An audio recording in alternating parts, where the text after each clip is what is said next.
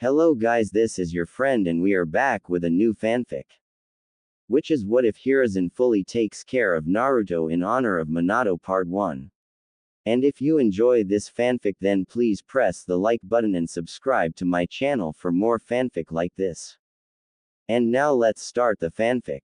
As the longest, darkest night in Konohagakure's history came to an end, a flash was seen as a massive, 50-meter tall fox suddenly disappeared. Near the site of the disappearance, a blond man in a shredded white haori can be seen lying next to a beautiful, motionless redhead. In his arms, a blond baby boy with 3 whisker marks on each cheek was sleeping peacefully. As the barrier around the ritual site faded, Hiruzen Sarutobi, the third Hokage of Konohagakure no Sato, approached the downed couple. Minato, what happened to the Kyuubi? Are you okay, my boy? Asked the previous Hokage. Hiruzen, I don't have much time left. This is my son, Naruto. I sealed the Kyuubi in him with the Reaper Death Seal. Please, keep him safe. Raise him with love and help him carry his burdens. Oh, my boy, why didn't you ask me to use that seal? The village still needs you. Cried a dejected Hiruzen. Each member of the Anbu detail could be seen shaking with tears pouring out from below their masks. One silver-haired Anbu was on his knees, wailing openly and crying, Sensei, Sensei please don't go. Not you too Sensei. Kakashi, don't cry for me. I protected my village, and my son. He is going to need you Kakashi. Be strong for him, help him and when the time comes teach him. As I loved you as my own son, I ask you to love him. In between sobs, the now known Kakashi swore an oath to the heavens, I swear Sensei. I will do as you ask. Minato looked back to Hiruzen, Hiruzen, I am fading. Please old man, fight for my son. Protect him. A lot of hate will be aimed at him from inside and outside the village. He should be seen as a hero. Please, old man, protect him. Rely on my and Kushina's friends. I have faith in them. With the last of his willpower, Minato rolls back on his side and embraces Kushina. With a final kiss to her lips, Minato's soul is finally pulled into the stomach of the Shinigami. As the shock faded, Hiruzen stumbles over to the baby swaddled in Minato's arms and picks him up. Dog, Soru, please secure Lord Fourth and Lady Kushina. Everything you saw here is an S-rank secret that is not to be spoken of. Take them to the tower and secures their bodies. Later in the council room, Hiruzen enters the council chamber still holding Naruto to see all his clan heads assembled on his left. Their clothes are dirty, singed and clearly displaying signs of the battle that just drew to a close. He nods his head to the clan heads as an incessant racket draws his attention to the other side of the room. On the right, the civilian council is present. It should be noted that they are all in their fine dress that is perfectly clean. After all, they were all escorted to their bunkers early in the battle. As soon as they notice the third Hokage, the noise starts to fade. To the rear of the Hokage chair, 3 older people can be seen. These are the village elders. Homura Mitokado, Genin teammate of Hiruzen, is an old man with a long face, glasses, a gray chin-wrap beard and wild gray hair. Kaharu Udatane, also a Genin teammate of Hiruzen, is an old woman with narrowed, downcast eyes and a permanent frown. Finally, is Danzo Shimura, longtime rival of Hiruzen. He has jet black hair and an X-shaped scar over his chin. However, his most defining feature is the bandages wrapped over half of his face, covering his right eye. He also has his right arm bandaged and in a sling. As Hiruzen takes in the panicked and distressed looks of his council, he knows he is in for a long night. As he takes his seat, he draws in a deep breath and says, "All right, let's get this council meeting started." Immediately, cries ring out from the civilian side of the council. Each shout drowning out the next. As the noise escalates, a pineapple-haired clan head raises his head off the table and in a voice few have ever heard yells, "Troublesome." One at a time. This isn't the school cafeteria. As the rest of the noise dies out, the newly appointed civilian representative, Mibuki Haruno, a pink-haired woman in her early to mid-20s says, "Lord Third, what happened to Minato-kun?" Hiruzen replies, "Please, Mibuki, sit down. There is a lot I must cover with the council. Please hold all questions until I am done speaking." The civilian representative sits with a sour look on her face at being dismissed but listens in as Hiruzen recounts the events of the night to the council. As Hiruzen's story comes to a close, he broke the bad news. Minato-kun and Kushina-chan are dead. They died defeating the Kyuubi and they have left their son in the care of Jiraiya and Kakashi Hatake. At this, the clan heads all shifted, and their heads swiveled. Finally, Hiyashi Hyuga speaks up, "Lord Third, are you saying that boy there is Minato and Kushina's child?" "Yes, Hiyashi. This is Naruto, the heir of the Namikaze and Uzumaki clans." The Hyuga head replies, "Lord Third, Minato and Kushina were dear friends of the clan and Hitomi-chan. Naruto should be raised in a set household, not in the care of Lord Jiraiya and a teenage boy." This riled up the clan heads, many proclaiming their friendship to Minato and saying they would also like to raise the boy. After a minute, Hiruzen called for silence and said, "Hayashi, I appreciate your friendship with Minato, but I cannot show favoritism to one clan. Young Naruto was bequeathed to Jiraiya in their will, and I bore witness to Minato asking Kakashi to help raise him during his final moments." Hiyashi bowed his head and sat back down. This led to a pregnant pause which was once again broken by Mibuki Haruno, "Lord Third, what happened to the Kyuubi?" After taking a deep breath, Hiruzen says, "Minato sealed the Kyuubi into young Naruto using the Reaper Death Seal. Before you start shouting to kill the demon, I would like to demonstrate something for the civilian side of the council." He pulls out a scroll and a kunai. He asks Mibuki in a patronizing tone, "Mibuki, can you please tell me what I hold in each hand?" She replies with, "A scroll and a kunai, Lord Third." "Precisely," he replies while sealing the kunai into the scroll. "Now Mibuki, what do I hold in my hand?" "A scroll, Lord Third." A small smile flitters upon the wizened visage of Hiruzen. "Ah, I am so happy you see it that way. I wanted to make this clear. Young Naruto is not the Kyuubi. He is the prison into which the demon is sealed. If this young man is killed, the demon will be released and will once again imperil our village." A male civilian counselor stands up and shouts, "No, Lord Third. That thing is a demon. It should be killed here and now so we can finally be rid of it." After that outrageous statement, Hiruzen made a motion with his hand and the dog-masked Anbu appeared behind the civilian counselor. With a swift stroke of his wakizashi, he removed the man's head and let it roll to the ground. The silence was broken as blood sloshed out from the man's neck and made a sickening, squelching sound. Two Anbu descended and picked up the remains. Hiruzen took this as his cue to issue a warning. "My fellow council, listen up because I will not repeat this." This silence in between his sentences was deafening as the man radiated a killing aura that caught the attention of shinobi and civilians alike. "Naruto is under my protection. I swore to Minato as his final wish that the boy would grow up safe in a village that will see him as the hero he is." As his eyes swept the room, many of the civilian council looked down, not meeting his eyes. The shinobi met his gaze proudly, with slight nods of their heads confirming that they were with their newly reinstated Hokage. Behind Hiruzen, Danzo made a slight shift and narrowing of his eyes. "Let me close this meeting. It has been a long night and all of us have family and clans to check on. I will be relying on each of you to fill out damage reports, prioritize key infrastructure and needs. We will need to work together to rebuild our beloved village and protect it. Fugaku and Hiyashi, please stay."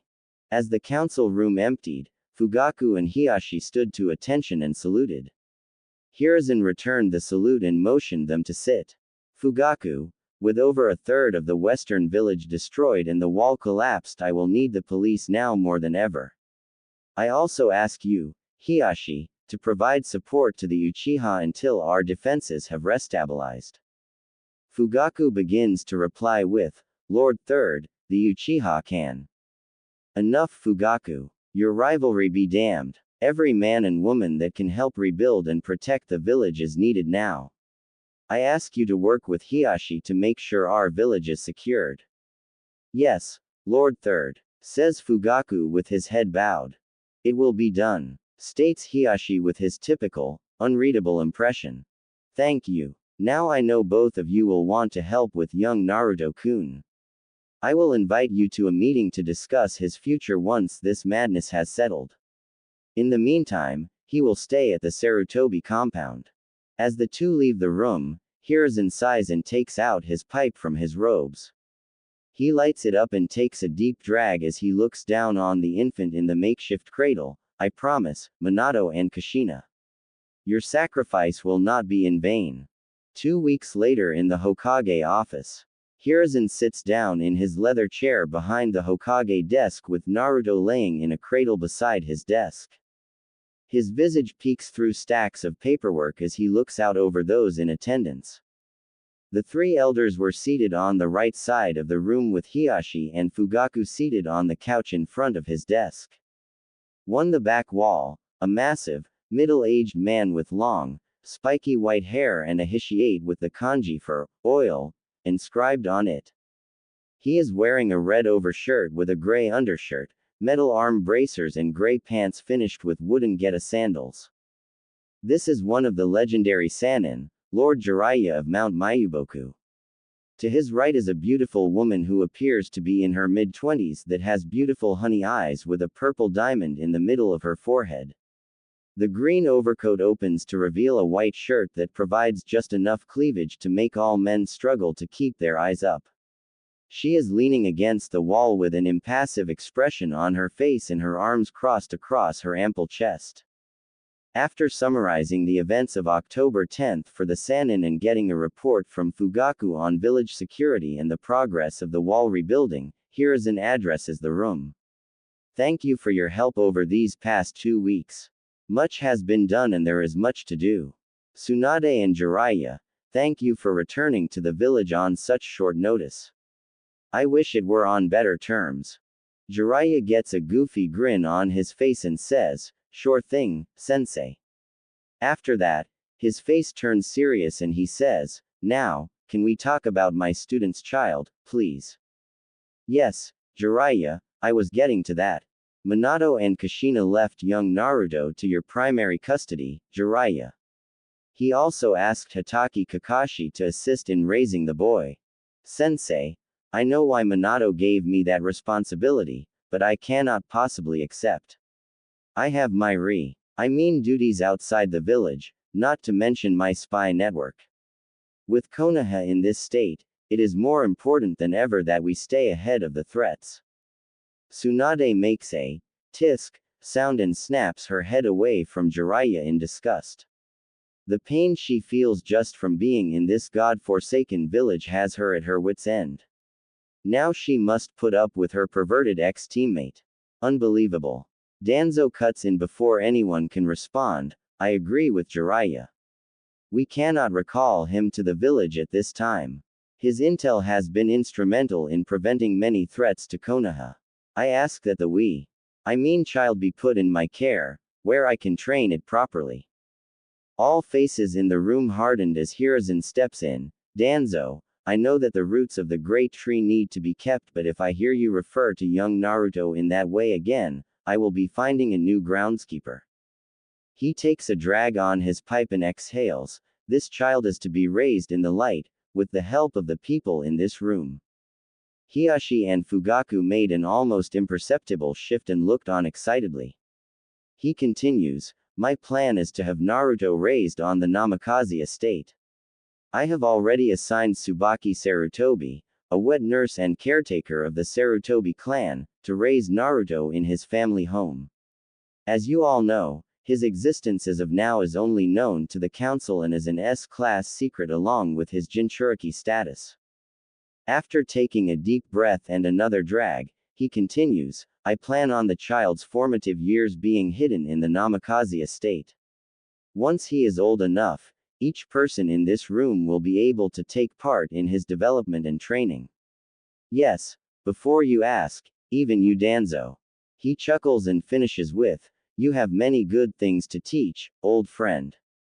When the time is right, I will let you teach young Naruto and help form him into the shinobi we all know he can be. After an admittedly stunned silence, Tsunade says, Sensei, I will stay until his first birthday. After that, I am out. The pain this village brings me is too great, but I owe Kushina at least that much. Kaharu chimes in, Hiruzen, you know how I feel about that, child. I will not be around it any more than need be. I want no part of that boy, he is a ticking time bomb. Jiraiya leans forward off the wall as he lets loose a sizable amount killing intent, enough to make the elders struggle under the weight of it. I know Sensei made this clear for his part, but let me enlighten you.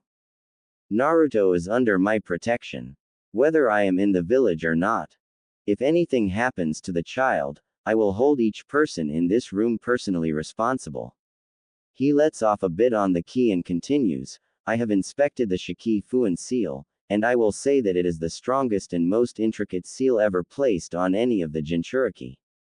Not only will the seal lock the Kyuubi into Naruto, but the seal will also convert the Kyuubi's chakra bit by bit into Naruto's own chakra pool and reserves. If you don't believe me, ask Hiashi.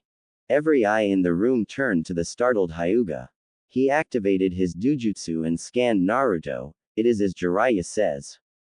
Around the seal, I see small fragments of red chakra circling through the seal and turning into the natural blue chakra that we all have. Naruto's chakra does have a deeper blue look to it, but I think that is because of its potency. Another note, Naruto's own chakra reserves at 2 weeks old are already equal to most academy students. A gasp flittered through the room and a gleam appeared in Danzo's eyes. This could be the greatest weapon in the entire elemental nations. I need to have this child, but Hiruzen would never allow it. I cannot believe the fire that has returned to his eyes. If I cross him, I will not survive the fallout. For now, I will try to get access to the child so I may observe firsthand, thought Danzo. Danzo looks at the Hokage and asks, Hokage-sama, what is the plan for the child? Surely, he will need to become a ninja to learn to control the Kyuubi. If he doesn't learn control, the beast could take advantage of that and escape. Hiruzen looks at Danzo then at each of the others around the room. I plan on Tsubaki raising Naruto in secrecy until he is ready to become a shinobi. I will give each person in this room access to the Namikaze compound so that you may each visit Naruto. I would hope that with the right guidance, we can instill the will of fire into young Naruto and secure Minato's legacy and the future of our village. Tsunade chimes in, Sensei, Kushina would have wanted Naruto to have a normal childhood with friends, unburdened by the darkness of shinobi. I know, Tsunade, but no matter how you look at it, Naruto is not normal. Furthermore, if his existence is made known, then we will have assassins from Kumo and Iwa looking to finish off Minato's legacy. Those grudges run deep. If we can keep him safe on the Namikaze estate until young Naruto starts at the academy, then we will have a much better chance of keeping Kumo and Iwa off his trail.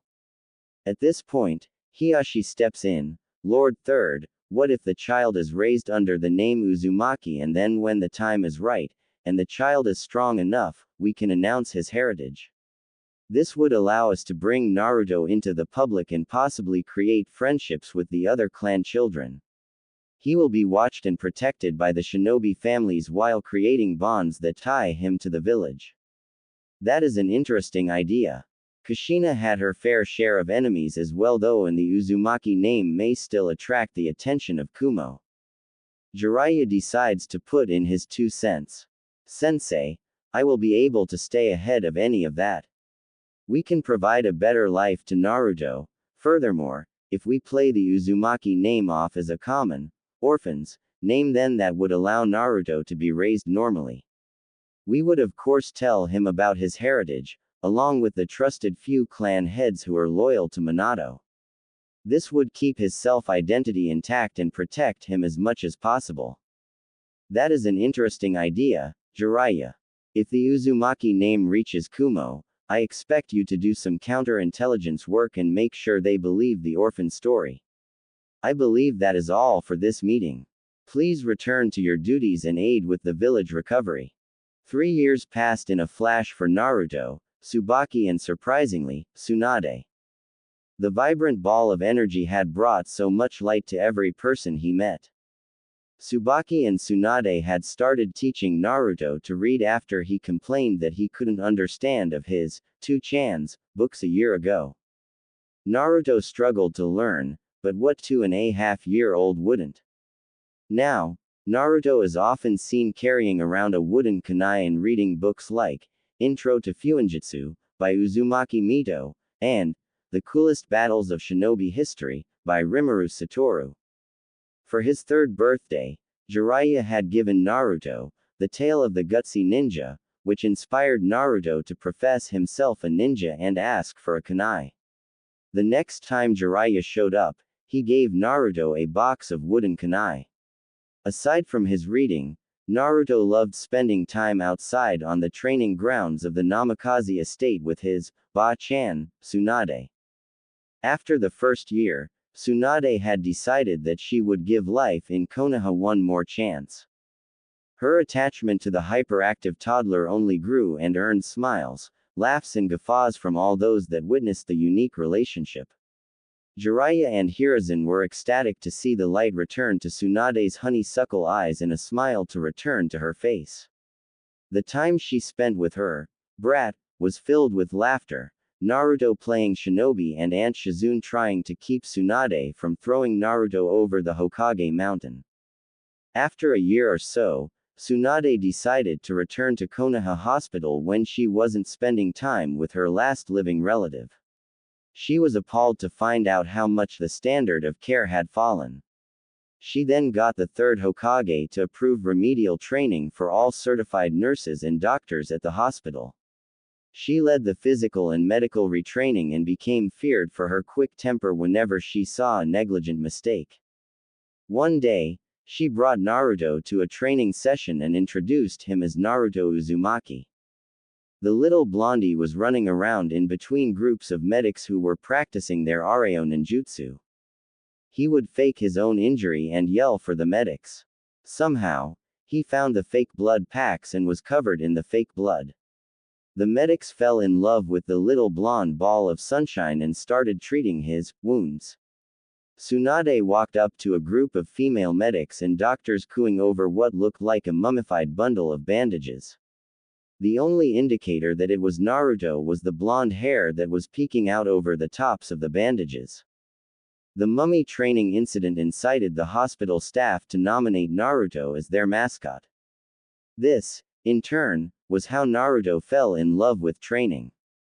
He started showing up regularly for the morning workouts. Shizune, now officially confirmed as Tsunade's apprentice, would walk him through basic physical exercises. His endless energy basically guaranteed that Shizune was the one that left training tired. Once Shizune was tired out, Naruto encouraged the other medical personnel to help them finish their workouts.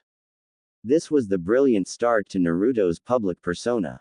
Today, Naruto was extra excited because he was invited to a birthday party for the first time. Despite Naruto getting to meet Jiraiya, Tsunade, Hokage Gigi, the weird old mummy guy, Hiashi and Fugaku, he has yet to meet and play with anyone his age. That is why today was an ultra special, super important occasion to Naruto and he was pestering Tsubaki and Tsunade to make sure everything was perfect. Okay, Ba-chan. I have these nice clothes, a present and I think I know what to say to Hiashi-sama when I get there. Am I forgetting anything? What do you say to Hiashi-sama when he greets you? Asked Tsunade with a coy smile and light in her eyes. Good afternoon Hyuga-sama, I am grateful for your invitation, replied a self-assured Naruto. Good, and then what do you do with the gift? I give them gift to Hiyashi-sama and say that this is a gift to celebrate Hinata-san's third birthday. Answered a slightly less confident knucklehead. That will do. Just have fun, Naruto, and make some friends your age. Alright, let's get going, said Tsunade as she shuffled the youngster out of the house and compound. Walking through the village, many of the villagers would point at Tsunade and ask things like, "Is that Tsunade-sama's child?" This made Tsunade remember her little brother Naoki, whom Naruto reminded her so much of.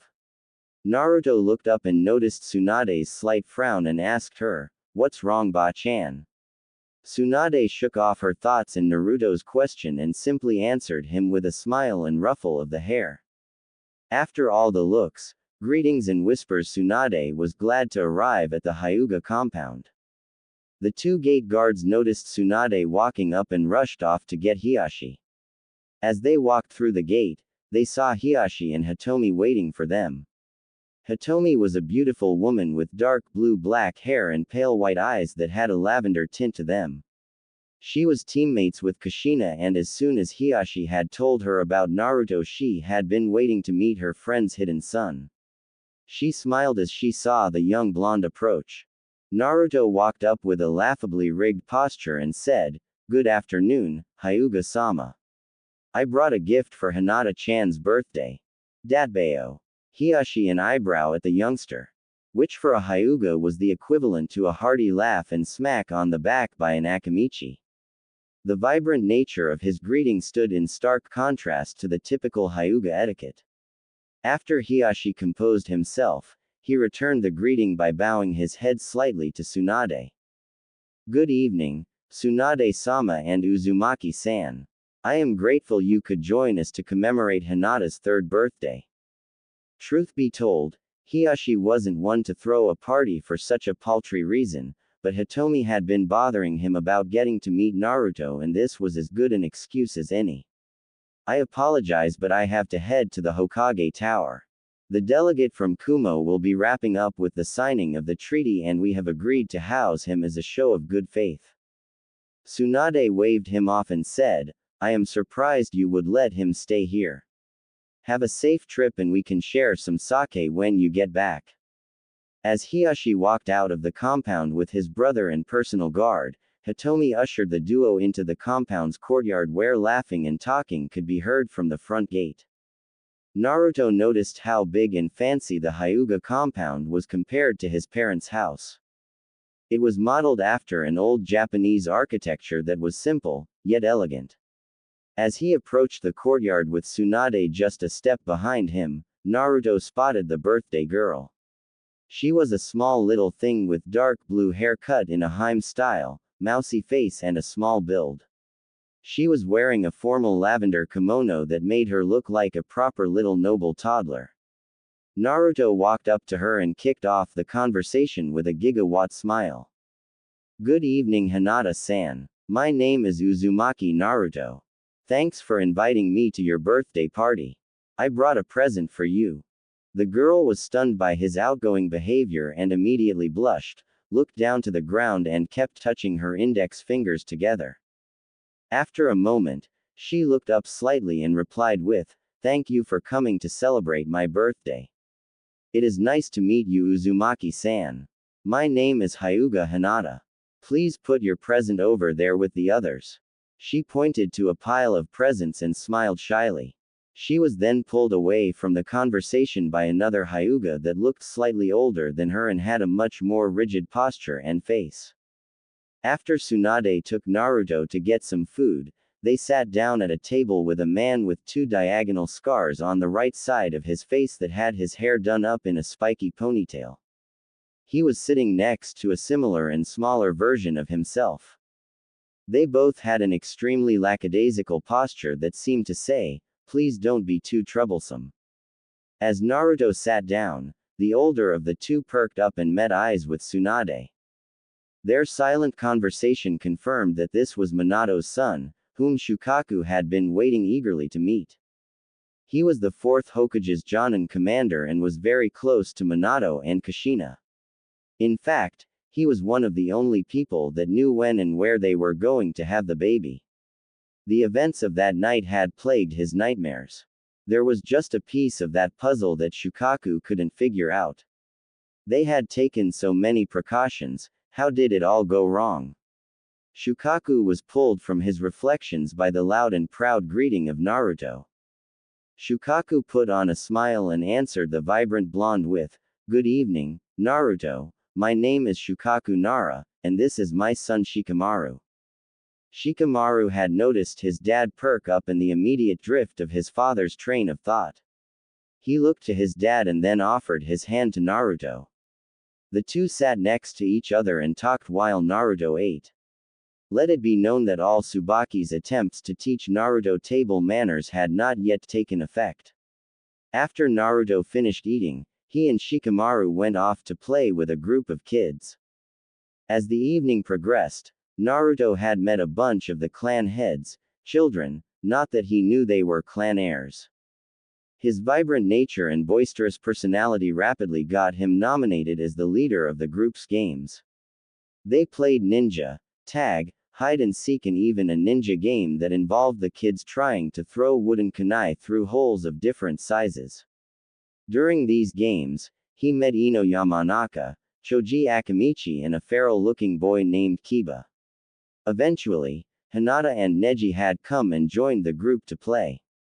The adults had been looking on with smiles on their faces. Tsunade, with sake in hand, wore a proud smile and a wistful look in her eyes. A group of 3 males stood casually next to each other while watching the children play. In this group was Shukaku and his friends Chusa Akamichi and Inoichi Yamanaka. Chusa is a big, burly man with long red and spiky hair. He towered over his 2 friends as he wore a formal black kimono with the Akamichi clan crest emblazoned over his heart and on his back. Inoichi Yamanaka is a slender man with a narrow face, emerald eyes and sandy blonde hair. He had a faraway look in his eyes as he watched the children. Inoichi broke the comfortable silence with, "He is a natural leader, just like Minato." Chusa chuckled and drank some of his beer. "Indeed he is. He is the spitting image of Minato. Although I see a bit of Kushina in him. Especially in that wild personality of his." Shukaku chimed in with, "Maybe more than a little bit of her personality. I think it may get to be a bit troublesome." The group turned as they heard a full-blown feminine laugh from behind them. They turned and greeted Tsunade, who simply nodded and said, "You have no idea." They continued a friendly conversation while watching the children's antics. As the evening drew to a close, Hitomi had invited Naruto to stay the night. She said that Naruto could stay in Hinata's room. Neji would be there as well, so nothing untoward would happen. Come on, who could ever think about 2-3-year-olds doing anything of that nature? Formalities be damned, she couldn't get enough of Naruto and the effect he was having on Hinata. After Hinata's initial wave of anxiety, the blonde had done more to get her out of her shell in 4 hours than the whole Hyuga clan had done in 3 years. A drunken Tsunade had accepted her offer and headed back to the Namikaze estate to let Tsubaki know. They had bathed the kids and placed them in Hinata's room with some extra futons. The kids had fallen asleep almost immediately. As the whole estate went to sleep, aside from the patrols, Naruto's dreams began taking an ominous turn. He started to roll and shift around on his mat until he woke up and went to look for some water. As he was returning from the bathroom, he noticed that Hinata's door was open. He couldn't shake the ominous feeling from earlier, so he was on guard. He reached in his pocket and pulled out his wooden kunai and creeped to the door.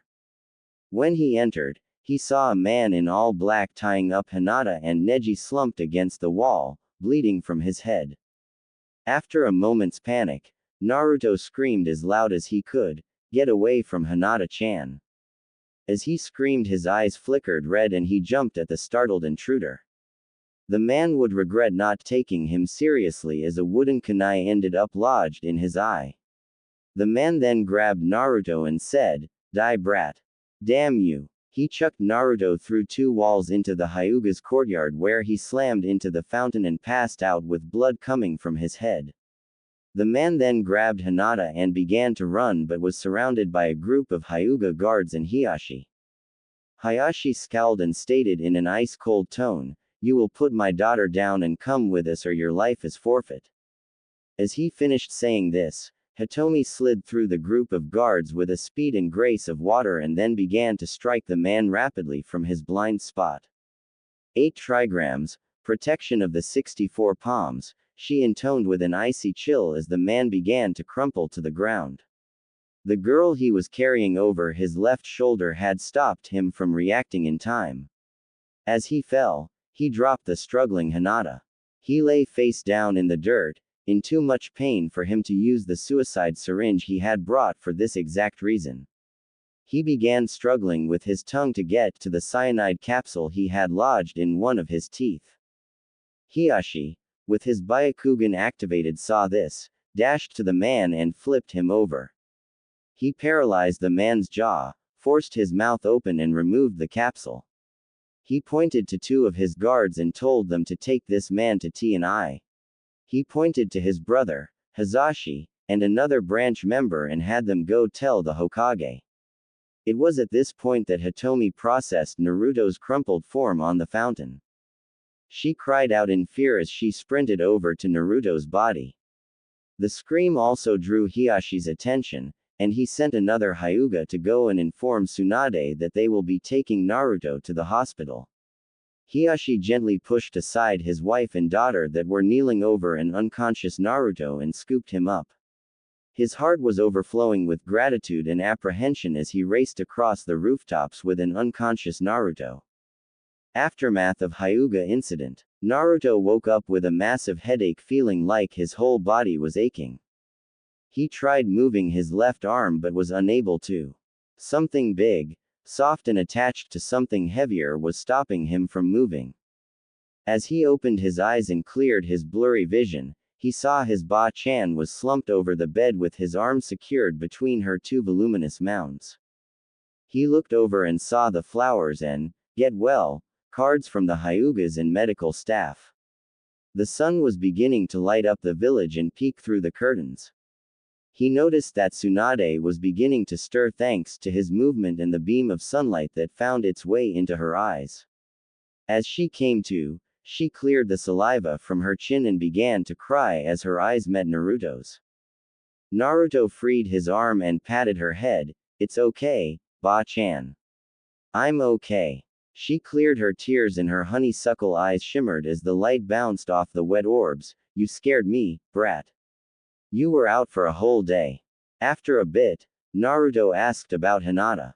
Tsunade smiled and said, "She is fine, little hero. You saved her." Naruto's gigawatt smile lit up the room and he let out a deep breath. A nurse popped into the room and saw this. She waved over the rest of the nurses on the floor. Tsunade turned around and noticed 6 nurses peeking through the door at the heartwarming scene. "What are you looking at? Get to it!" Tsunade playfully yelled as the nurse began her checkup and the rest of them scattered. After scanning Naruto with a diagnostic jutsu, the nurse couldn't believe it. Yesterday, Naruto had 3 broken ribs, a broken arm, a cracked vertebrae and a concussion. Now, aside from some residual injuries, the kid was fine. She asked Tsunade to check her work, just to make sure she didn't do it wrong. Tsunade confirmed her findings and told the nurse that the kid may have a healing factor and that she would conduct the tests herself. It was at this point the 3rd Hokage entered, and Naruto's confusion turned into another brilliant smile. "Good morning, Hokage Gigi. I am all better now." Hiruzen turned to Tsunade for confirmation and got a slight nod in response and a look in her eyes that said, "We will talk about it later." He then turned back to Naruto and asked, "Good morning, Naruto-kun. You gave us quite a scare. Are you sure you are feeling alright?" "Hi, Gigi. I am totally fine, especially since Hinata-chan is okay." "What happened to that bad guy?" Hiruzen chuckled at the boy's exuberance. "Yes, Naruto-kun, Hinata-chan is fine. The bad guy was arrested, and we are talking to him now. Don't you worry about that, just get better." Hi, Gigi. I want to get stronger, Gigi. That man hurt me, and he would have hurt Hinata-chan. Please, Gigi. Train me, please. Hiruzen's smile fell, and he said, You are still young, Naruto-kun. Why don't you enjoy being a kid for now? No, Gigi. I want to get strong so I can protect my friends and take that hat from you. Please, Gigi. Just a little bit of training. I really want to be able to protect my friends. Besides, I can train and have friends and spend time with you and Ba-chan. Please, Gigi. The smile returned to Hiruzen's face, and he said, Okay, Naruto-kun. Just a little bit of training. However, I still want you to be a kid and spend time with your friends. Hi, Gigi. I promise, replied an ecstatic Naruto. Later that day in the Hokage's office, Hiruzen was talking with Hiashi, Hazashi, Hitomi, his advisors and Tsunade. It turns out that the man was the head ninja of Kumo, the same man that was the ambassador for the peace treaty that was just signed. He had been tasked with kidnapping an unsealed Byakugan and returning with it to Kumo. If he were caught, he was to immediately commit suicide so that his death could be blamed on Konoha. However, the quick actions of Hitomi and Hiashi stopped him from being able to end his life. Now, he was interrogated via the mind-walking of the Yamanaka clan while he was kept asleep by a sleep seal that Jiraiya made for suicide risk T and I prisoners. Danzo opened the conversation. Hiruzen, this cannot be allowed to stand. This is a violation of the treaty we just signed. It is clear that the treaty was just a manipulation by the Third Raikage to trap us. Their own ambassador is the one tasked with kidnapping the Hyuga girl for Kami's sake. We should take this as an act of war.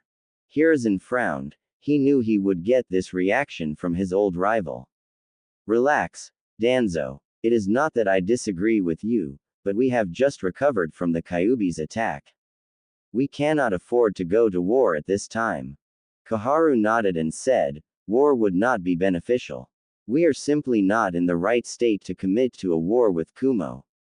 However, we have a valuable political card here, Hokage-sama.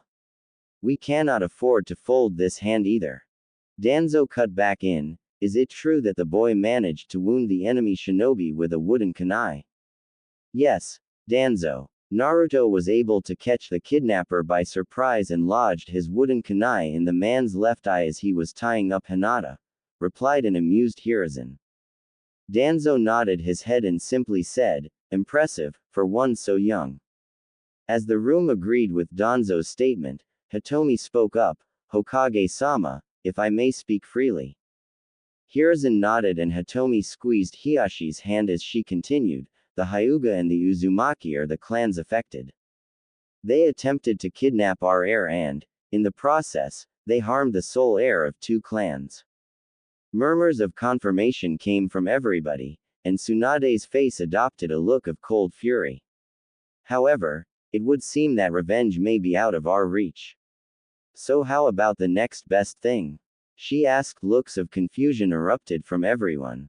Then Hitomi saw a twinkle in the Hokage's eye. Yes, Hokage-sama. How about public humiliation? That is what that proud bastard of a Raikage would hate the most. Hiruzen chuckled and he took a hit of his pipe. Ah, Hitomi-chan. Remind me to never get on your bad side. What does everyone think? I think we could talk to Daimyo-sama and get his help on this. Hi, Hokage-sama. They chorused. There was a slight frown on Danzo's face but that lifted when he heard the next bit of news.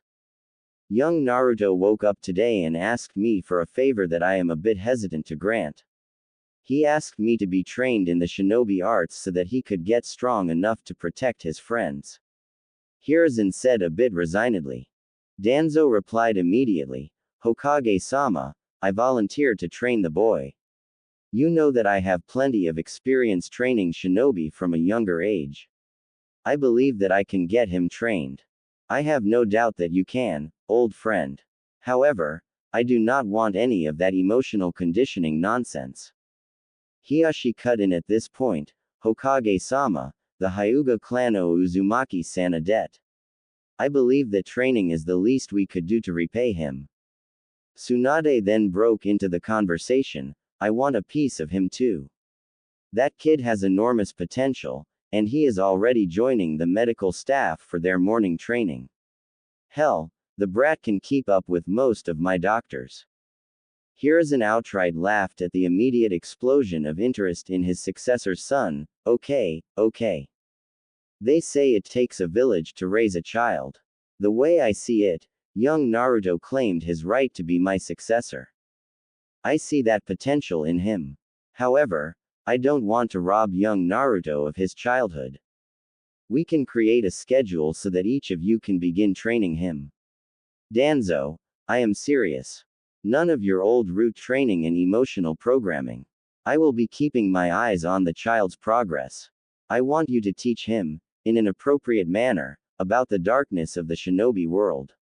We will handle showing him the leaf that bathes in the sun, and you have my permission to give him a glimpse of the roots of the great tree. Tsunade was bothered by this. She couldn't deny Danzo's effectiveness, but his methods were known to be brutal and damaging. Sensei, I know Danzo has a lot to teach. I would be lying if I said I weren't concerned about his methods. However, I will be watching him closely. My stipulation is that all training is to be done in the Namikaze training grounds. This will keep Naruto protected from prying eyes that would wonder why one boy is getting so much attention. Agreed, said Hiruzen as he once again saw consensus around the room. We will come up with a suitable schedule. I trust that Tsubaki has begun instruction of basic knowledge already. So, each of you will get 1 day a week to train Naruto. Since this is a group effort, what you teach will be known to the others. I will conduct annual progress reports with the boy. Anything else that need be discussed. With that, the meeting came to a close and Hiruzen sent a letter to the fire daimyo. Kumo's bad day. The third Raikage of Kumo was a proud man. His pride was the only thing that could eclipse his strength. So, when he was visited unannounced by the lightning daimyo, who came with a party of 100 samurai and 1 prisoner, he was in a rather foul mood. The mood soured further when he caught a look at the prisoner's face from his city's gates. The vein that immediately popped on the man's head was so pronounced that you could see his heartbeat through its pulsing. Behind him, his son and named successor, also named I, could be seen. He picked up on his father's foul mood and took a step back and stood in silence. When one's father was on the Biju subjugation squad and had fought the 8 Tails one-on-one and had subdued it with only a wound to his chest, one knows not to be around when said father is angry.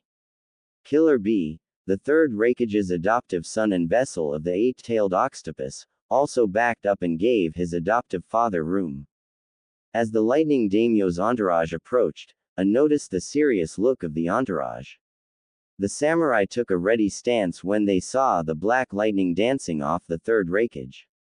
The lightning daimyo had his men stand down since he was familiar with the antics of A. The daimyo motioned with his hand and the prisoner was brought forward.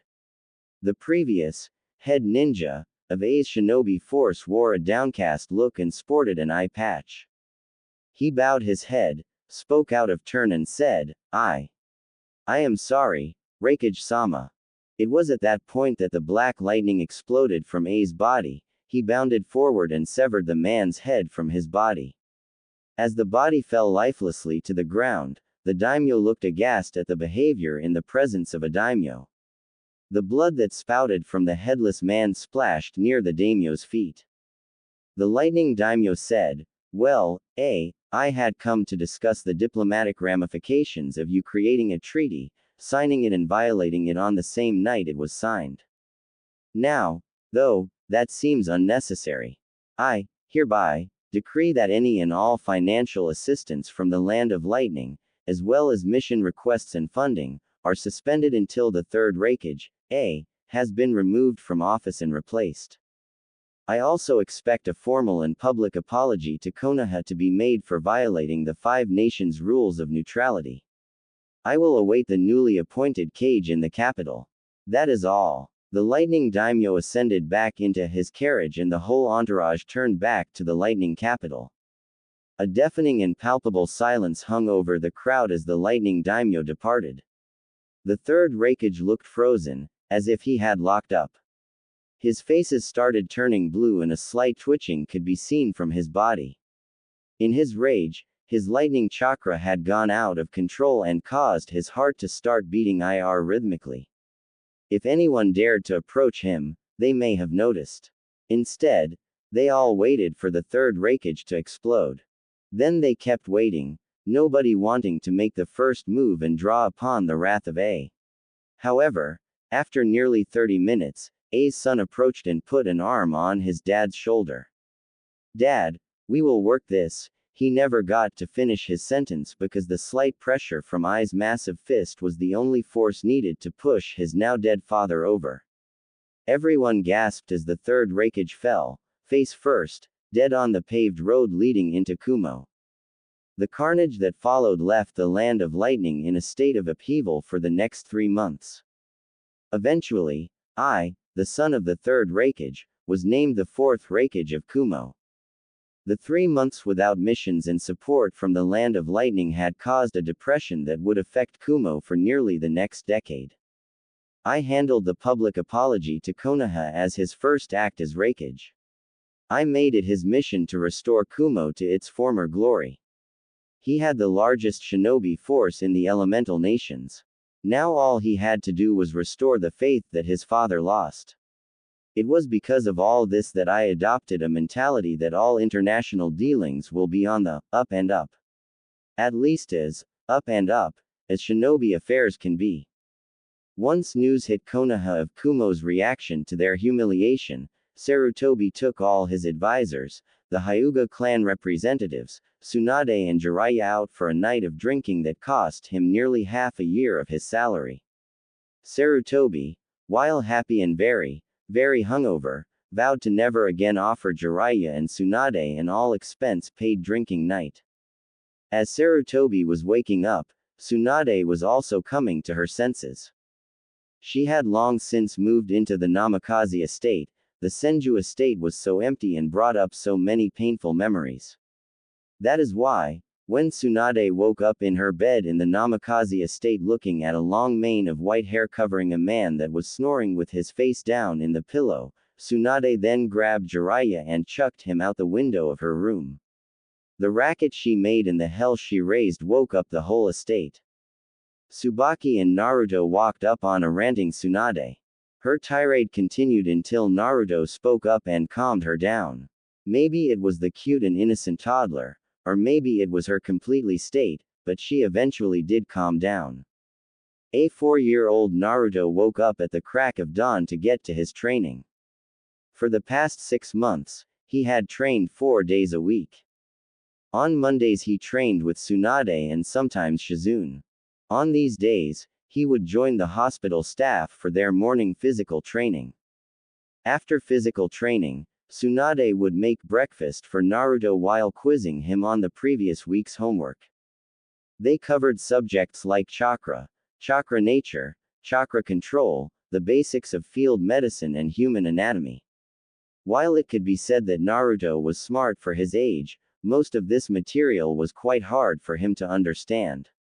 He learned basic anatomy quick enough, and he knew how to treat cuts and basic wounds, but anything about physiology or internal medicine would clearly have to wait until Naruto was older. It was during this training that Naruto learned how to awaken and use his chakra. If Tsunade Ba-chan wasn't so scary, Naruto would admit that this was his least favorite day. Sure, Naruto understood that chakra control was super important. However, when a 4-year-old has Jonin-level chakra, it gets very frustrating for a 4-year-old to control that much chakra. The leaf-sticking exercise was very hard for Naruto. It took him a whole month to be able to stick the leaf for 30 minutes. Damn leaves kept blowing off his head or lighting on fire when he was just trying to keep them stuck to his head. In between his weekly lessons, Naruto had stripped most of the trees near the Namikaze estate of their leaves. He would be out there on the training fields, day after day just trying to make the damn things stick.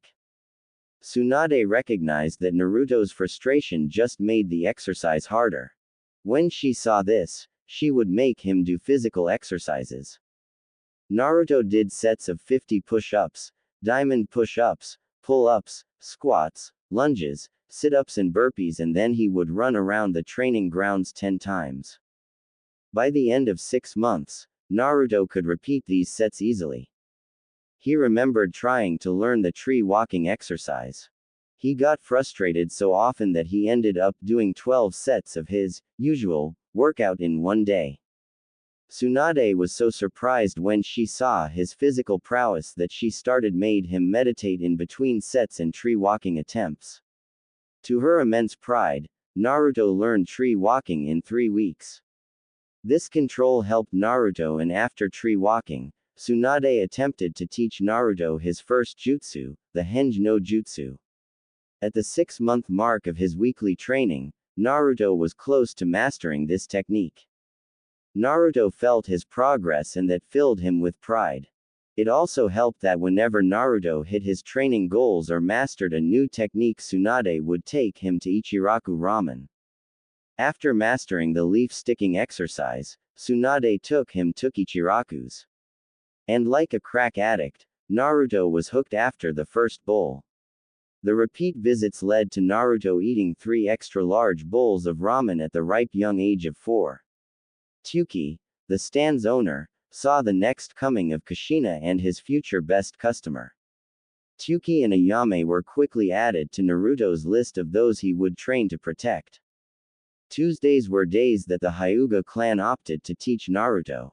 Hiashi, Hazashi and Hitomi split this duty. Their goal was to teach Naruto the basics of taijutsu to establish a base for his taijutsu. They also focused on the importance of being precise during katas, which taught Naruto attention to detail and precision. Hiashi was strict and emotionless, but it was clear that he took pride in his training. Days with Hiashi started with footing, form and katas. They evolved into attacking the wooden training dummy and hand positioning. This was hard work, especially when Hiashi found out about Naruto's usual workout. After that, Hiashi would make Naruto do 50 repetitions of one of his exercises for each mistake he made in his katas. This produced results in Naruto's taijutsu basics. On the days Hazashi taught, Naruto often got to spar with Neji. This served to motivate both, and a friendly rivalry was formed. Under Hazashi's strict tutelage, both boys dared not step out of line. They were evenly matched, despite Neji being nearly a year older. However, toward the end of the 6-month period, Hazashi had to admit that Naruto was pulling ahead in raw taijutsu. If Neji used the actual Juken, then Naruto would be defeated, but Hazashi did not want to start that type of sparring yet. Days with Hitomi were Naruto's favorite. Hitomi was kind, pretty and patient. She taught Naruto things like manners, etiquette and proper conduct. She knew this boy was going to grow into an important figure and didn't want him to be an ignoramus when it came to dealing with important people. The going was hard, but she could see the improvement. She also tried to bring Hinata whenever it was her turn to come. Naruto liked Hinata. She was nice, and she listened to him talk about whatever. After the first couple of visits, Hinata started getting more comfortable with Naruto. She would talk with much less stuttering. She stopped flushing whenever he looked at her, and she was even able to yell at Naruto once when he made a distasteful joke about her mother. Naruto was so caught off guard by a yelling Hinata that he immediately apologized profusely. The two kids had a good friendship, but Naruto made it his mission to break Hinata out of her shell. Wednesdays were weird for Naruto. The old mummy came on Wednesdays. Naruto initially needed Tsubaki present when Danzo was teaching because Naruto feared the gruff, bandaged man. He was super strict, emotionless and talked about stuff that made Naruto feel awkward. Naruto hadn't seen a dead person yet, so whenever Danzo sensei had talked about killing Naruto got wide-eyed and shy. The first 3 months Danzo kept the training topics lighter, talking about the importance of stealth and operating without drawing attention. Surprisingly, Naruto proved an effective study at stealth lessons. The child had no concept of suppressing his chakra, which made him a beacon for a shinobi of Danzo's caliber. However, the boy was surprisingly good at staying out of sight. Danzo also piggybacked on the chakra control lessons Tsunade was teaching Naruto. He tried to get the boy to understand the importance. He was forbidden from teaching him water walking yet because his chakra coils were not developed enough. However, he would have the boy do exercises and katas while sticking to the tree. He did this to teach him control and multitasking. At 4 months in, Danzo started bringing his personal bodyguards with him to training. These people were pale sticks in the mud. They never smiled, never joked, never did anything. All they did was spar with Naruto and teach him. After watching Naruto do the leaf sticking exercise with one leaf on each of his arms, legs, torso and forehead, Danzo noticed that the boy was starting to burn some leaves. This led him to test Naruto's chakra and find out that he had very high fire and wind affinities. Despite this amazing discovery, the training group concurred that it was too early to teach him any elemental jutsu. Even though the boy was a natural, all trainers felt like they should hold off, except Danzo. Finally came Thursday. This was Naruto's favorite day each week. This was Uchiha Day. Fugaku heard about the training of Naruto and knew that he had to take part in it. He focused on the boy's taijutsu, trap making and shuriken jutsu. Things like physical activities seemed to motivate Naruto and he soaked up the knowledge like a sponge. Fugaku couldn't help but be proud of Naruto in Minato's stead. He would bring over Itachi, who had just entered the academy and was on track to graduate early. He also brought Sasuke, a very kind but competitive boy that was Naruto's age from the Uchiha clan. Sasuke liked these days because his dad would actually train him and Itachi would train with him as well. He was frustrated and motivated by the fact that he had never beaten Naruto. In fact, over the 6 months Naruto had started to lap him in progress. Although Fugaku knew that it wasn't fair to compare the boy's due to Naruto's other trainers, it still brought a frown whenever he thought his boy was being outdone. On the other hand, Naruto had never beaten Itachi. In the beginning, Itachi had walked right over Naruto. He was better in every shinobi art, a true Uchiha. By the 6th month, Itachi would have to admit that the boy who was 3 years younger than him made him have to try. Itachi was being pushed in a spar by a 4-year-old Naruto. The boy was slightly slower than him, but Kami was tricky to fight. His reflexes were top-notch, and his fighting instinct was incredible. In the last week of the 6th month, Itachi activated his Sharingan by sparring with Naruto. Despite Itachi only being 8, he was now the youngest Uchiha since Madara to activate his Sharingan. When Itachi returned to the clan compound that day and told his best friend Shisui about activating his Sharingan while fighting Naruto, Shisui insisted on coming to every Thursday training session after that. Jiraiya would stop by the compound for a week at a time, a couple times each year. After the night and subsequent morning with Tsunade, they worked things out. To Jiraiya's immense relief, Tsunade said she would give them a test drive. Her conditions were there is absolutely no peeking in Konoha, and if he slept with any woman other than her, not only would it be over, but she threatened impotence. She requested that he abstain from it outside the village as well, but she knew that was a big ask. She just didn't want his perversion thrown in her face is all. Jiraiya always woke up with a shit-eating grin when he was in town, and this had a positive effect on Naruto's training. Jiraiya focused on Naruto's Fuinjutsu. Being the only Fuinjutsu master in Konoha meant that the responsibility to teach the last Uzumaki the art fell to him.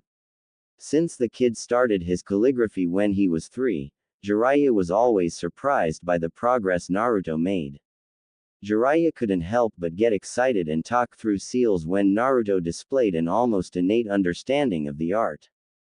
When he was 4, Naruto created his own storage seal.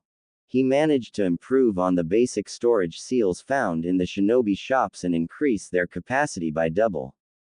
When Naruto was 6, he created a variation of the explosive tag that Jiraiya instantly took to the Hokage for mass production. Naruto made a flash tag that would only flash a 180-degree angle from where it was deployed. The potency of the flash depended on how much chakra was put into the tag. Being a knucklehead, Jiraiya had asked Naruto to flash him on max power to see the tag's effects. Jiraiya couldn't see until Tsunade had gotten home from the hospital that night and fixed the poor pervert's eyes. Speaking of perverts, since Jiraiya had sworn off all things perverse, he needed a muse. He found that in Naruto. The boy would talk about his innocent friendships with Ino and Hinata, and the pervert's mind automatically converted it into his raunchy novels. All he had to do was add in all things, which came naturally to him, and Naruto's stories helped him find his inspiration. At the risk of Tsunade's wrath, Jiraiya gave Naruto a scroll on sensual ninjutsu, level 1. This scroll taught Naruto how to use chakra in massages to stimulate other people, relieve stress. As Naruto's chakra control got better, he began testing out the sensual ninjutsu. At first, he offered Tsunade, Tsubaki, Shizune, Ayame and the nurses from the hospital massages. He said it was to practice chakra control and make them feel better. Most of the women found it amusing until Naruto would give them a massage on their back, feet or hands. The immediate relief of tension and pain made Naruto a hero around the hospital. Stories of Naruto's success in the sensual arts gave Jiraiya even more inspiration and made him want to teach Naruto even more. Jiraiya poured his effort into his student's son whenever he was in town and always left Naruto with the next level of Fuinjutsu book. At this rate, Jiraiya would be able to let Naruto into Minato's study in no time. These training sessions produced such good results that Fugaku and Hayashi couldn't help but share with the other clan heads.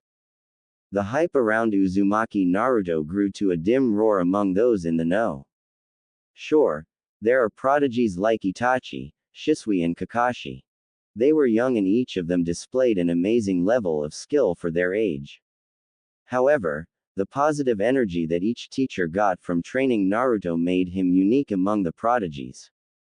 Not only did Naruto learn at an amazing rate, but he also made those teaching him enjoy doing so. These rave reviews caused Inoichi, Chusa and Shukaku approach the Hokage about getting time to teach Naruto. For Sume, it was the reviews on Naruto's massages that made her want to teach the boy. It seemed like a great deal to her. Teach the pup a bit and then he can take care of all the stress. To the Hokage's amusement, all requests to teach Naruto came in on the same day. He couldn't help but chuckle. This resulted in Naruto's playdates turning into impromptu training sessions with various clan heads and heirs. Naruto's free time. The rest of the week were rest days for Naruto. Although Tsubaki still made him study on these days, it was his time to relax, recover and be a child. Over the following 3 years, Tsunade frequently took him for play dates with his clan friends. She preferred to have the kids come to the Namikaze estate since Naruto was still young and they wanted to keep him out of the public eye, but relaxed that standard after a while. All clan leaders and family members had agreed to keep Naruto's existence a secret. Whenever he was in public, he was referred to as just Naruto. No clan name was ever said out loud, in case nosy ears were listening. This worked well because there was not a single attempt from the villagers, or outside shinobi, to attack Naruto. So, after a while, Tsunade and Tsubaki began accompanying Naruto to the other clans, compounds or out to parks. He developed relationships with each of the clan children. Aside from the pre-made friendships between the Shikamaru, Ino and Choji, Naruto was the link that bound the clan kids together. Naruto was the ringleader of the boys. He would always partake in the games, choose where they should go, kept the conversation fun and flowing. Not to mention that he even made the lazy Nara enjoy running around and playing. Kiba loved rough-housing with Naruto and running around the woods in the Inuzuka compound with him. Choji loved the trips to the barbecue or ramen stand. Naruto even got Sasuke into his friend group. The timid Uchiha child struggled at first, but Naruto never left anyone out. In time, Sasuke began hanging out with the boys even without Naruto present. Shikamaru enjoyed just talking with Naruto while cloud gazing. He even taught Naruto how to play shogi, which often led to the boys sitting on the porch while huddled over the shogi board. Either Naruto was a Nara in disguise or he was a natural at shogi because he would come to the Nara compound, talk about anything and everything while playing shogi and then push Nara clan members hard. The boy was just so frustratingly random in his moves. Even Shukaku nearly lost to Naruto when Naruto was 7. The complete and total lunacy of Shukaku having to visibly concentrate, sweat and plan out his game made it seem like the Nara clan had lost, even though he won. Yoshino couldn't get enough of the blonde knucklehead. He brought such vibrant energy to the lazy compound that she often bribed Tsunade with sake nights just to get Naruto over. When Naruto was 6, Shukaku made Shika spar with Naruto. Shika was beaten in 10 seconds, which frustrated the lazy Nara. No matter how troublesome it was, nobody wanted to be beaten that soundly. So, Shukaku nearly fell out of his chair the next morning when Shikamaru asked him to train him. The sight of the Nara heir running around the compound and sweating made the lazy clan feel one word: troublesome. Ino had the hardest time with Naruto. She liked hanging out with him so much. He was a fellow blonde, he was cute, he was funny, he was strong, and he always put his friends first. Ino loved that much about him. What was hard for Ino was that she wasn't allowed to talk about him or ask questions. She knew that everybody knew some big secret about Naruto. It was obvious from how the parents acted around him. It was why the secret was so important, it was why she couldn't ask questions, it was why Naruto seemed to be one big secret. When Ino turned 5 and Naruto came to her birthday party, she decided to ask him. She pulled Naruto into her room and then asked, "Naruto, do you know why I am not allowed to talk about you to anyone else?" "I'm sorry Ino, I don't really know myself. I asked Ba-chan about it and she said it was to keep me safe and that she would tell me soon," a sheepish Naruto replied. "Well, that sucks. Do you know who your parents are? We only get to call you Naruto and we never use your last name. I know that my mom was an Uzumaki and that she died the night of the Kyuubi attack. I don't know who my dad was, but he is part of that secret that Tsunade Bakan said she would tell me soon." "Oh, okay. So, you are an Uzumaki. Were they a clan? I haven't heard of them." Naruto's face fell and he replied, "Yeah, they were a clan. Supposedly they helped found Konoha, but they never really lived here. Then, in the Second Great Ninja War their home was destroyed. Tsunade Bakan thinks that I may be the last Uzumaki." Ino felt terrible. She saw how much this hurt Naruto and she didn't want him to be sad. She even surprised herself when she leaned forward and gave Naruto a kiss on the cheek and said sorry for asking. A blushing Naruto reeled and asked Ino, what was that for?" Ino giggled and replied with, "It is because I like you silly and I don't want you to be sad." From that point forward, Ino was Naruto's champion in the gossip network. She kept an ear out to make sure nobody was talking about Naruto or spreading any information that shouldn't be out.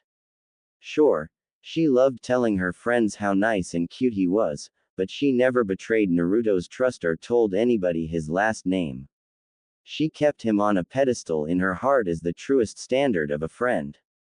Meeting the fox. Naruto loved his life. He was almost 8 years old. Tsubaki had always been there for him, taught him and dare he say, loved him. Tsunade was another part of his family that Naruto couldn't live without. She kept him reeled in and bound to sanity. Naruto always found it amusing when Tsunade would pull him inside from a long day's training. She would throw him into the bathroom and not let him out until he was spotless. Her training was productive and made him feel in control of himself, which was quite a feat for an endless ball of energy. He has been meditating for almost 4 years now. This practice helped him process his training into easily manageable and digestible portions. It was during one such meditation session at the end of Naruto's training that Naruto went deeper than ever before. He was feeling his chakra and giving into its flow. He followed it from its origin, his heart, down and throughout his body. As he got caught in the flow, Naruto felt something pull on his conscious. As Naruto followed that pull and opened his eyes, he found himself in a hallway. One side of the hallway was illuminated in blue light. As he reached out and touched it, he immediately knew that it was his chakra. He could feel the flow. As he crossed the hallway, he paused in front of the red lighting. Once again, he knew it was chakra, but it felt different. As he reached his hand toward the red light, he felt the heat and immense energy it was emanating. When he touched the source of the red light, he felt anger and hate in something else. It felt wrong, like it was off balance. While this feeling scared him a bit, he decided to follow the hallway. He noticed as he walked by that the doors were labeled with names. Over one door read, Ba-chan. Out of curiosity he opened it and watched a memory of him and Tsunade learning water walking. That was only a couple months ago, but it played out for him like a movie. He was in his orange swimsuit, completely soaked from head to toe. Tsunade was standing out on the lake laughing at him holding her favorite bottle of sake. Ah, come on Ba-chan. There is something you aren't telling me. I can't seem to get this right. Last time, I created a tidal wave and this time I take one step and then fall right in. It is something you have to figure out for yourself, brat. It is kind of like tree walking, that is the only clue that I will give you. Naruto pouted for a bit, then got a devious smirk on his face. Are you sure that's all you can tell me Ba-chan? If you help me get this done today, I will give you shoulder and foot massages every day this week. Tsunade couldn't help but be proud of this bugger. Alright, brat. The thing is that water is not a solid like wood.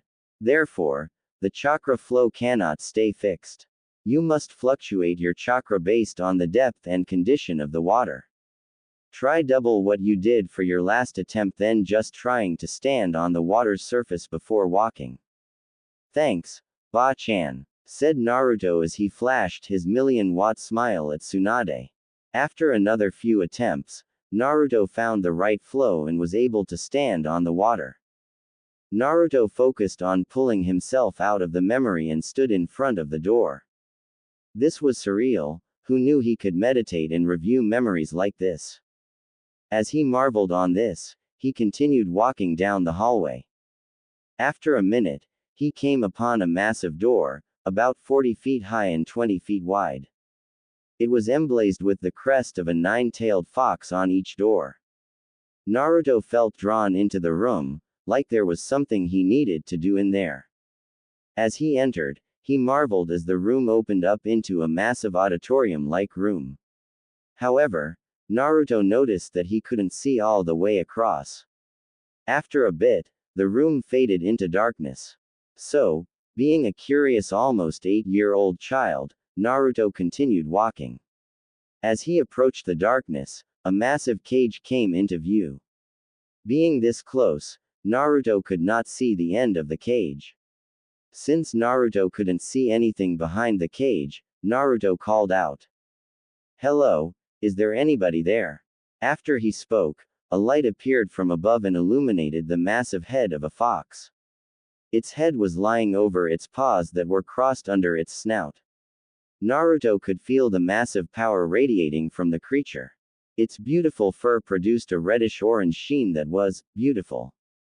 The beast didn't move or do anything, so Naruto called out again. Hello, Mr. Fox. This got a response from the creature. It opened its massive eyes, and, in its eyes, Naruto saw the projection of what looked like a windmill shuriken. It had 3 black blades with a hole in the middle. Each of the blades curved off clockwise and connected to the next blade. Underneath the projection of this shuriken, Naruto could see a pair of slitted red eyes that looked out of focus. Naruto was stunned by the pattern, but he got the feeling that something wasn't right. It was then that Naruto heard one word before being ejected from that place: help. Naruto reeled and took a deep breath upon returning to the world. He couldn't believe what he just experienced. He knew that happened inside him, otherwise he wouldn't have been able to see his own memories. So, what was that fox? That was so vivid and real. It couldn't have been his imagination, could it? No. No way. It asked me for help. There is something inside me that needs help, thought Naruto. He got up and raced off to find Tsunade. Since the sun was setting, Naruto was sure that he would find Tsunade in the kitchen with Tsubaki. He would probably get scolded for missing dinner again. As he burst into the kitchen, Tsunade laughed at him. Out late training again, brat? Your dinner is in the fridge. Despite his hunger, Naruto needed to get this out. Not now, Ba-chan. I have something very important to ask you. Tsunade and Tsubaki noticed the serious and slightly panicked look on his face. Okay, Naruto, what is it? Ba-chan, I was meditating and saw something. I need to know. Is there a fox in me? The color drained from Tsunade and Tsubaki. Seeing their reaction, Naruto knew the likely answer. 4 years of learning and training his mind led him to one conclusion: is it the Kyuubi? After a pregnant pause, Tsunade answered Naruto, yes, brat. There is a long story behind this, and it appears we will have to deal with it now. Get cleaned up and then we are going to the Hokage's office. An hour or so later, Tsunade, Tsubaki and Naruto walked into the Hokage's office. Hiruzen had dealt with most of the paperwork and was puffing on his pipe as they entered. He immediately noticed the serious looks on their faces and sat up. Good evening, Naruto-kun. What brings you to me so late in the day? Tsunade answered by asking Hiruzen to clean the room and asking if Jiraiya was in town. At the serious response, Sarutobi said that Jiraiya just got into town. He dispatched an Anbu to find him and bring him to the office. 15 minutes later and Jiraiya jumped in through Sarutobi's window and threw out a casual, "What's up, sensei?" He then looked around the room and saw the rest of its occupants. He walked up to Tsunade and gave her a chaste kiss while greeting Tsubaki and ruffling Naruto's hair. Tsunade returned the kiss and said, "Jiraiya-kun, serious mode please." This got an immediate response from the normally playful Toad Sannin.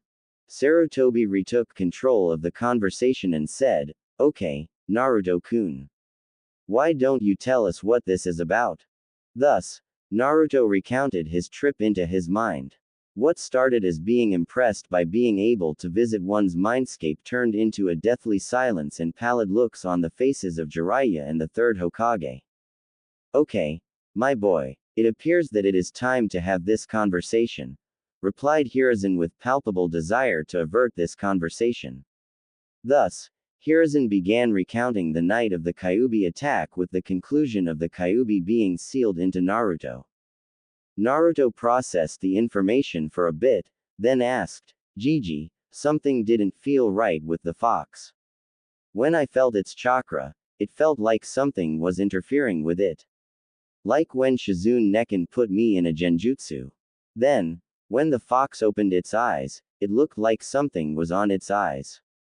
The pallid expression of Jiraiya and Hiruzen darkened, while Tsunade and Tsubaki didn't seem to know what was going on.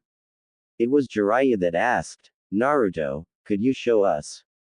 Maybe draw it for us." "Sure thing, Jiraiya-sensei." Naruto unsealed a brush and some paper from a storage seal on his shirt. He then drew out the pattern that he saw on the fox's eyes, and the entire room was drowned in killing intent from the Hokage. In response to this, 4 Anbu showed up kneeling. What do you need, Hokage-sama? Asked the dog-masked Anbu. Inu, bring me Fugaku and Shisui Uchiha, now. In response to this, the Anbu disappeared and reappeared 20 minutes later with a confused Shisui and Fugaku.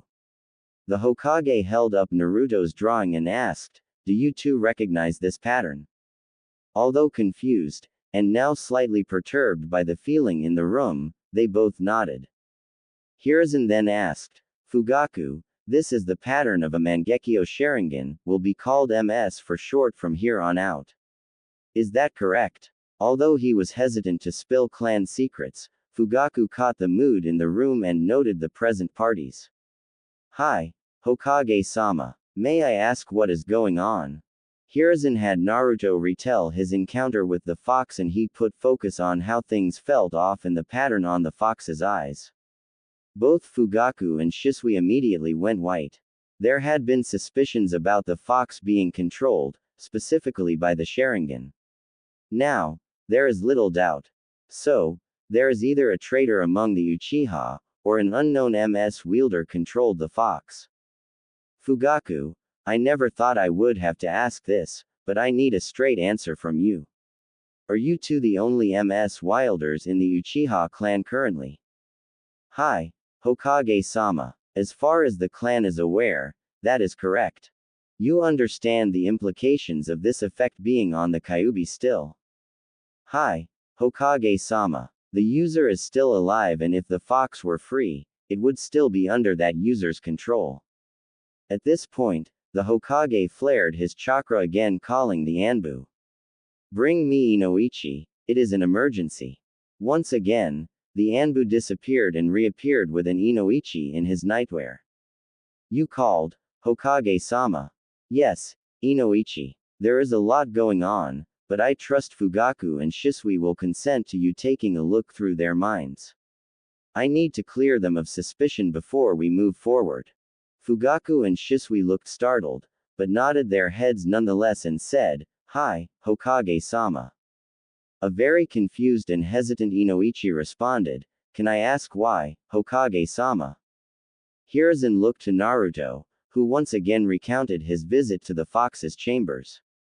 Inoichi was stunned speechless. He was only brought back by Hiruzen clearing his throat. Inoichi, make no mistake.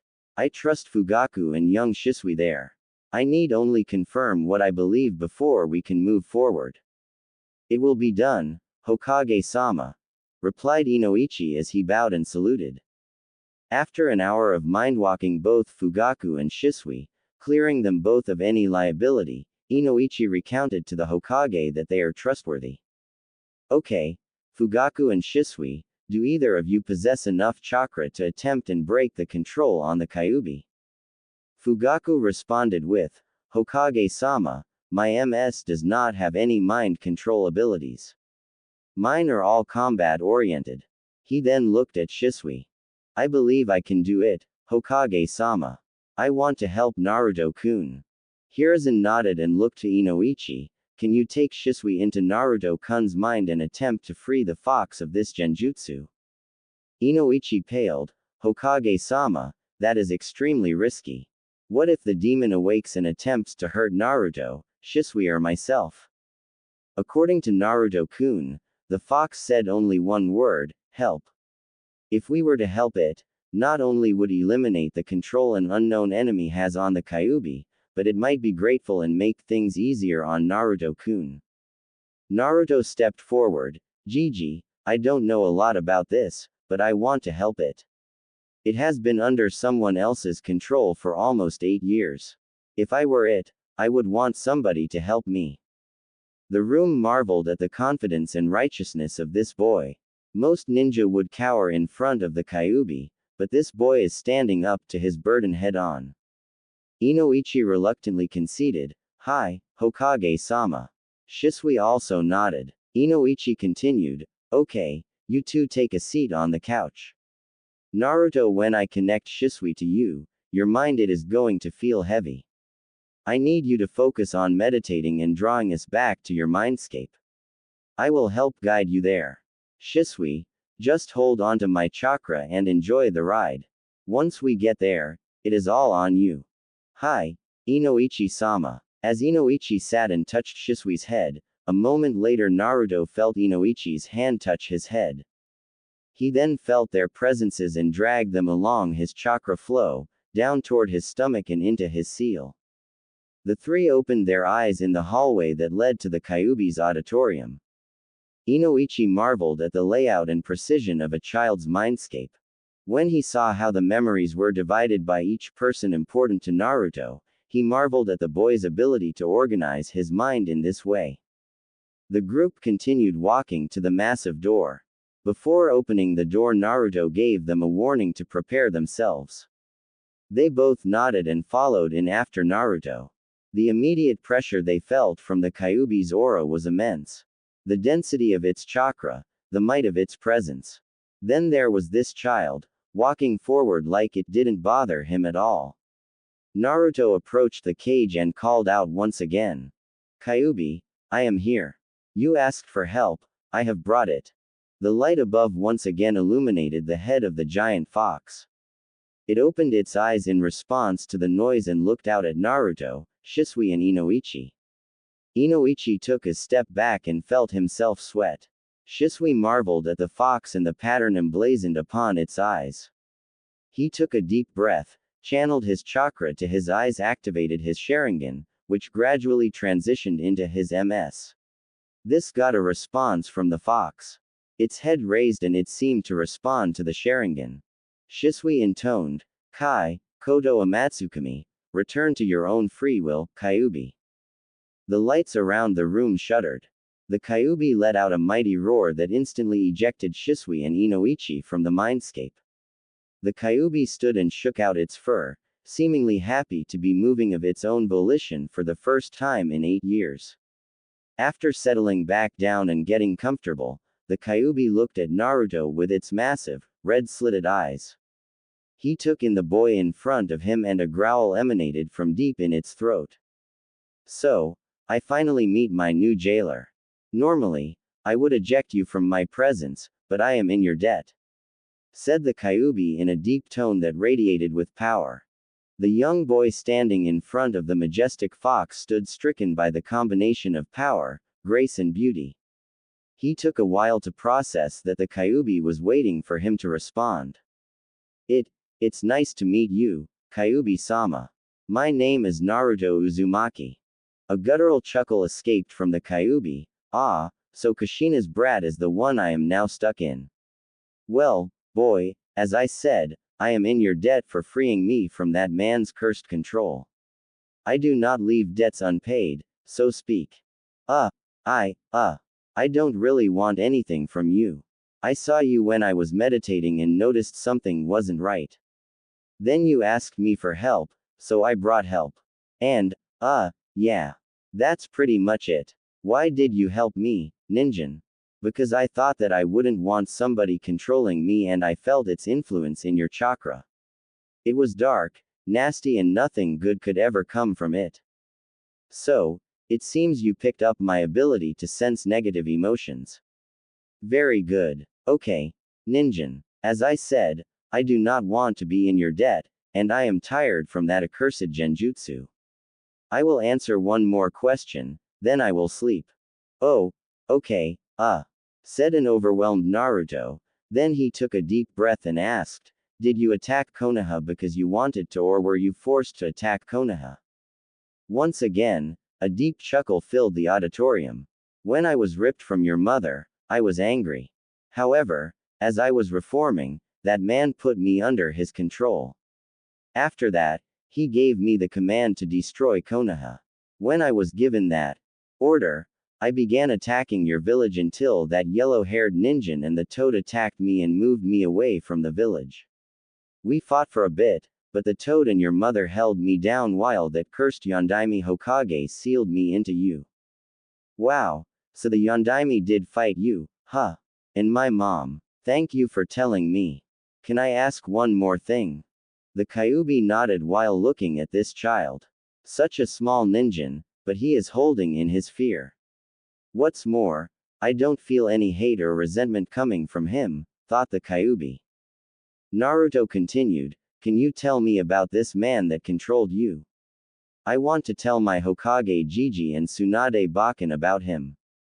Very well, tiny ninja. The man wore a black cloak and an orange spiral mask.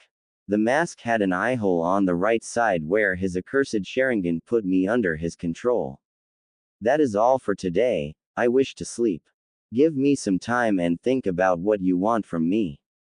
I do not wish to owe any favors. Thank you, Kyuubi-sama. By the way, my name is Naruto Uzumaki, Datbeo. As Naruto withdrew from the Kyuubi's auditorium and exited his mindscape, he heard that deep chuckle again. Very well, Naruto Uzumaki. As Naruto came back to the real world, he blinked open his eyes and saw every eye in the room trained on him. Tsunade was worrying over him like a mother hen. When she saw him come to, she crushed him into her in a full-blown, back-breaking hug. Naruto, are you okay? The boy was exhausted, his eyes were threatening to close on him. He shook out his head and summoned just a bit more energy. Hi, I am fine. I just talked with the Kyuubi for a bit. He told me about the man that attacked that night and put him under his control. He also said that he owes me a favor for breaking that genjutsu and that I should think about what I want from him. Everyone was startled by this bit of information, but Jiraiya and Sarutobi's eyes met briefly.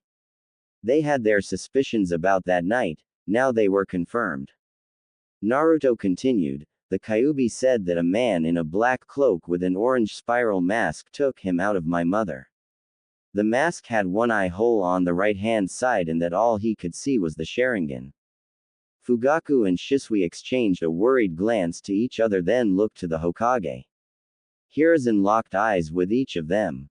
This information is to stay in between the people of this room. The damage this could do to the Uchiha, and the village is unimaginable. Naruto, that is all for tonight. I will ask you to come back to my office later to review this conversation you had with the Kyuubi. For now, go home and rest. It is clear you need it. Tsubaki bowed to the Hokage and took Naruto and left the room. Fugaku, I trust you, Minato trusted you and Naruto trusts you. I need you to be discreet and investigate every clan member that was unaccounted for that night.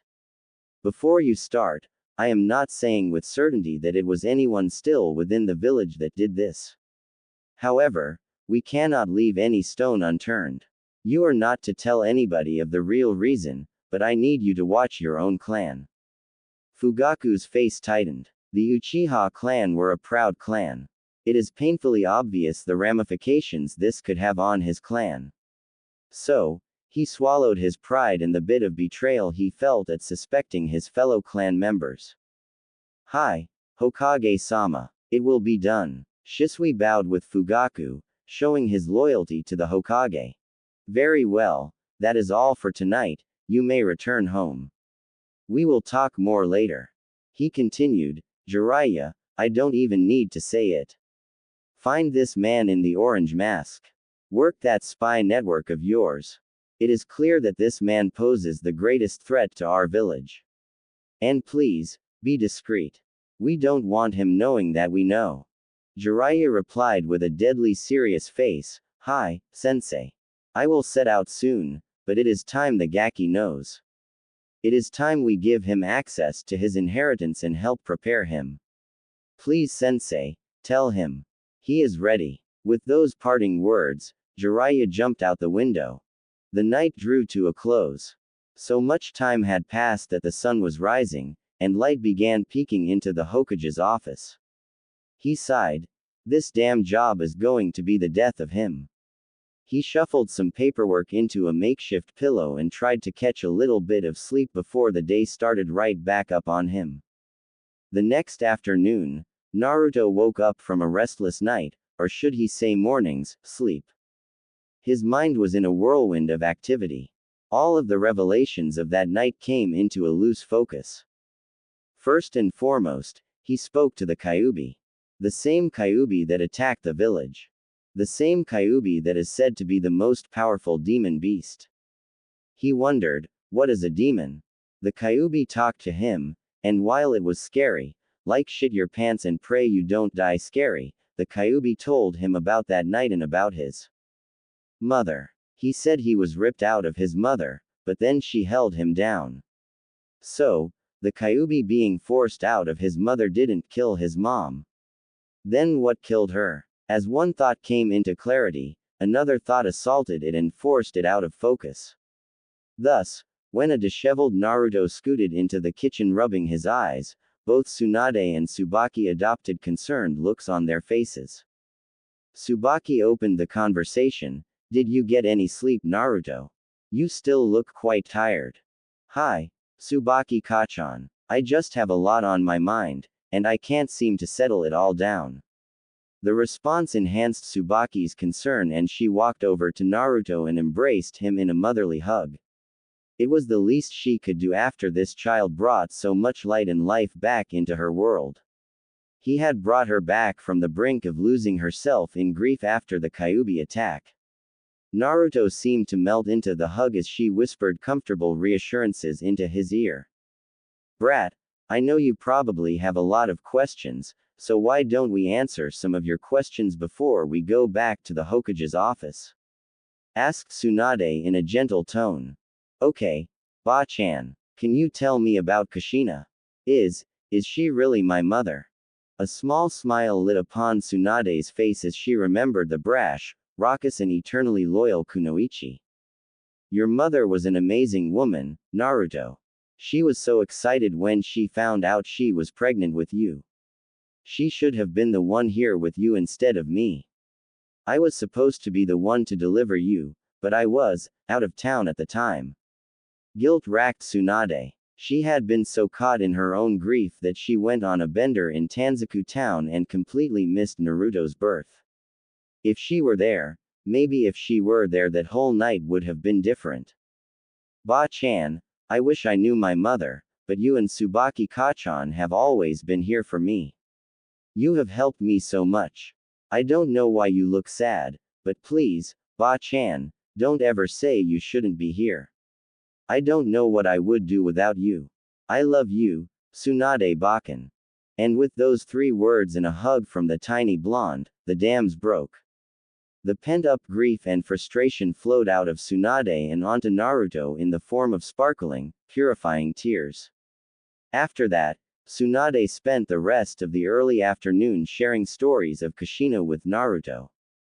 The smiles and laughter emanating from the blonde lit up the house and seemed to clear out the remainder of Tsunade's grief. Okay, brat, it is time we went back to talk with the Hokage. 20 minutes later, Naruto and Tsunade ambled into Hiruzen's office and saw Jiraiya leaning against the wall to the Hokage's left.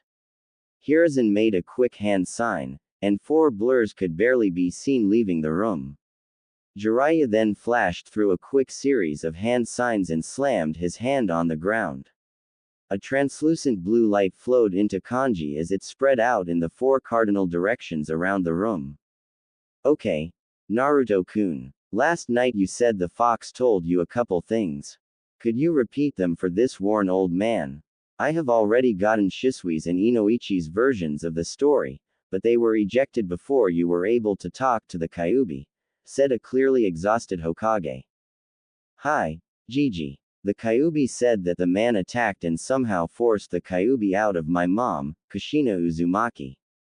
He then said the man put him under some super strong genjutsu and ordered him to attack the village. He also said that the 4th Hokage sealed him into me while some giant toad and Ka-chan held him down. Then he said he owes me one favor for freeing him from the genjutsu, but I don't really know what to ask him for, replied a vibrant and refreshed Naruto. His earlier conversation with Tsunade helped slow his thoughts down enough. Very good, Naruto-kun. Let's take this one at a time. What the fox says matches with what we found that night in the cave after the Kyuubi's attack. The Anbu and nursing staff were killed with kunai. So, it is safe to assume the man in the orange mask killed them as well. Hiruzen gritted out that last part through clenched teeth. Naruto-kun doesn't need to be weighed down by an old man's grief, thought Hiruzen. I am sorry I wasn't there, Buako-chan. Now, Naruto-kun, can you tell me about how the Kyuubi acted? Did it seem like we can trust him? Well, Gigi, I think we can trust him. When I was in there, he said something about my ability to sense negative emotions coming from him. Tsunade cut in. Wait, Naruto, since when can you sense negative emotions? Her incredulous tone amused Naruto. Naruto chuckled and sheepishly rubbed at the back of his head. I guess I have always been able to feel it a little bit. But when I touched the fox's chakra and felt the dark disturbance the genjutsu caused, well then it became clearer. And then when the Kyuubi said that, well it all kind of made sense, I guess. That is interesting indeed, Naruto-kun. Mito Uzumaki used to have an ability like that. It wasn't very well documented, but it may have come from the Kyuubi as well. The third Hokage chimed in with a little more energy in his voice. Wait, the Mito, like Hashirama Gigi's wife. She had the Kyuubi too? Asked an interested Naruto. Very good, Naruto-kun. Your lessons with Tsubaki and Hitomi are clearly paying off. Yes, Mito Senju Uzumaki was the wife of the first Hokage and the first Jinchuriki of the Kyuubi. Jinchuri what? Jinchuri? Questioned a confused Naruto. Jinchuriki, Naruto-kun. Those who seal the Biju into themselves are referred to as Jinchuriki. You are the third Jinchuriki to the Kyuubi no Kitsune. The same as your mother and Mito. Wow, okay, Gigi. Well, are there other Jinchuriki? Yes, Naruto-kun. There is a total of 9 Biju, each with a different number of tails. These Biju are sealed into humans and the humans are called Jinchuriki, meaning, the power of human sacrifice, answered the Hokage in his professor tone. That's awesome. Can I meet them, Gigi? I want to know what the other Biju and Jinchuriki are like, replied Naruto in a tone of childlike awe and exuberance. Hiruzen chuckled. Well, Naruto-kun, Biju and their Jinchuriki are closely guarded secrets of the various nations. The power that each Jinchuriki represents holds the balance of power throughout the elemental nations. Therefore, it is not common for the Jinchuriki to meet, unless it is on the fields of battle. That is one of the reasons we have kept you so hidden, Naruto-kun. Because I wanted to give you the chance to grow before you were known to the public. Okay, Gigi. I understand, but you said one of the reasons. What is the other reason? Hiruzen sighed and took a deep drag on his pipe. Jiraiya and Tsunade stepped forward and put a hand on each of Naruto's shoulders. Naruto-kun, I am going to tell you a big secret because I believe I can trust you. Until we all decide that people should know, you need to keep this a secret. As of right now, only a few of the clan heads know who your father is, and it needs to stay that way. My father. Are you finally going to tell me who he was? Naruto's tone cracked and damn near broke every heart in the room. We sure are, Gaki. We all trust you can handle this, so please stay calm and listen to the Hokage. Jiraiya said with a big smile plastered on his face. Tsunade just gave his shoulder a little squeeze. Hiruzen continued, okay, Naruto-kun. You already know your mother was Kushina Uzumaki. What you may not know about her is that she was the Whirlpool Princess. In her home nation of Uzushiogakure, she was the daughter of the last cage before its downfall. And your father was Minato Namikaze, the fourth Hokage. Hiruzen let that hang as he observed the boy. His eyes were wide and shining with a layer of yet-to-fall tears. His mouth was hanging open as he slowly turned his head and looked at the portrait of his now-known father. The man had big azure blue eyes and the same shade of sun-kissed blonde hair that he did. He had 2 bangs framing his face and wore a Jonin flak jacket with a white haori laid over it. The confidence and power he exuded could be felt from his portrait alone. As Naruto was lost looking into the portrait of the fourth, Hiruzen walked over to said portrait. He opened the picture that was set on some hinges to reveal a seal that was kept behind the picture. Hiruzen channeled some chakra into the seal and 2 scrolls popped out. He handed the scrolls to Naruto and said, "Your parents made these letters in case something bad happened to them. In the ninja world, letters like these are needed to make sure loved ones get closure. Your parents gave these to me the night before you were born, Naruto-kun." Naruto hesitantly accepted the letters. With tears in his eyes, he opened the scroll that had a red hemming around its edges. Naruto looked down at the scroll through tear-filled eyes and read, "To Naruto-kun from Kushina Uzumaki Namikaze. Anata, Naruto-kun, if you are reading this, it means something happened to me. I am writing this the night before I give birth to you. I cannot put into words how excited I am to meet you. For these past 9 months, you grew in me and my love for you grew every single day. Your father is a great man, if something happens to me then you can trust in him. Minato-kun has been heckling me every day to listen to Tsunade and he is constantly nagging me about my health. Your father has loved you since the day I told him. Oh, Naruto-kun, I hope I get to tear this letter up. I hope you never have to feel this pain. My heart is shattering just thinking of you living without your Ka-chan. Naruto, if the worst does happen there are a few things you need to know. I left the whole Konoha version of the Uzumaki clan scrolls in your father's study. The scroll is secured behind an Uzumaki blood barrier, and it is the one that is red. Use it wisely, use it to grow strong to protect yourself and those important to you. Second, Uzushiogakure fell 12 years before your birth. I never got the chance to go back there. If you can make it there, please secure our heritage. In the small home on the northwest outskirts of the village there is a seal array. This array will lead a true Uzumaki to where they need to go. Please do not let the centuries of knowledge our clan gathered die.